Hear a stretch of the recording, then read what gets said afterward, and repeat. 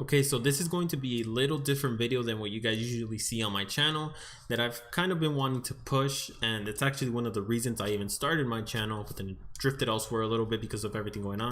But basically, to get to the point, I'm going to be showing you exactly how to start building your credit if you're 17, 18 and you don't exactly think you understand what needs to happen in order for you to move forward and eventually buy your first home, buy your car, whatever your long-term goal is.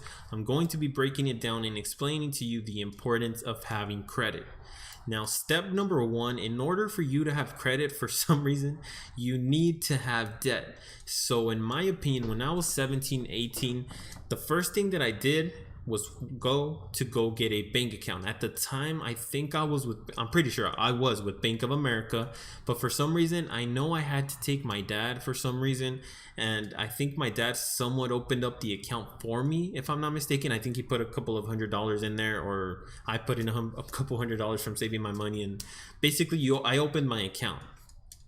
After a couple of months, I was obviously job searching, just trying to see what I can do in order to get some money in my pocket. At the time when I was 18, I had just finished high school, went on to college, and I believe I was in my second semester of college around 2015 when I finally got my first job. After I got my first job working at a shoe store, I ended up getting my first credit card. Once I got my credit card, it all started to go downhill. Okay, so once I got my first credit card, I immediately knew that in order for me to build some type of credit, I needed to get in debt, like I just mentioned. So I decided to buy stupid shit that all of us probably buy at some point in time. So it's good that I bought it early.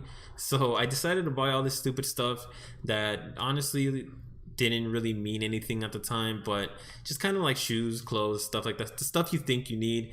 But anyways, as I did that, and you can go ahead and do that, but you really need to pay attention to the end goal, and it's what I'm going to try and stress by the end of this video. So by me getting this credit card and having the job, again, I'm 18 at the time, 18, 19, I made sure to have the income to pay the monthly payment. That's something that has not stopped up until about a month or so ago when I finally paid off all my credit cards, but that's far along. So basically, you need to have a credit card, and that seems to be the easiest way that I experienced to get my first ounce of credit.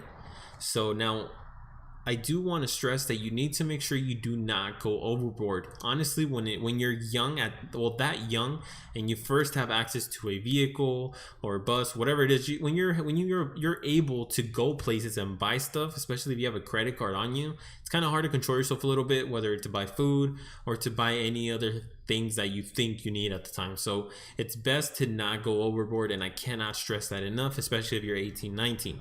Now, when it comes to a long-term plan, like I mentioned a little bit earlier, it's really important that you try and have a plan. I, in my case, knew that I needed to have credit in order to get farther in life. I didn't exactly know what it was for per se. I knew, but at the same time, I didn't really understand until you start to grow older and you start opening your eyes as to what more you can do when you have the credit you want to build towards. So I tried to have a plan early on, and I think that's something that really helped me at the early point that I was in at that time. So that was around 5 years ago, 6 maybe now. I'm 24 now, so I was around 18, 19. So I think that's something that is really important that you need to make sure you pay attention to. In my next video, I'm going to be showing you exactly how to keep increasing your credit, especially if you're being tempted to buy a brand new vehicle from the lot like I did. And so I'm going to show you exactly what the benefits are in that and what the cons are in that. So please make sure you're subscribed to the channel, and I'll see you guys in the next video.